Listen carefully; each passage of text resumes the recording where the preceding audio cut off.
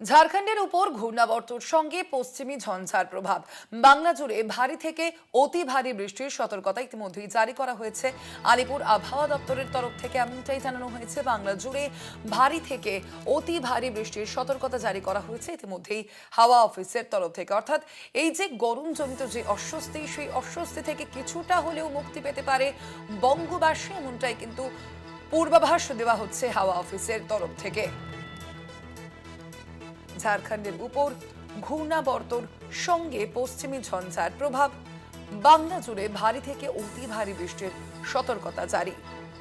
কথা বলবো, শাশ্বতী রয়েছেন প্রতিনিধি ফোন লাইনে। শাশ্বতী, ওয়েদার কি আপডেট রয়েছে?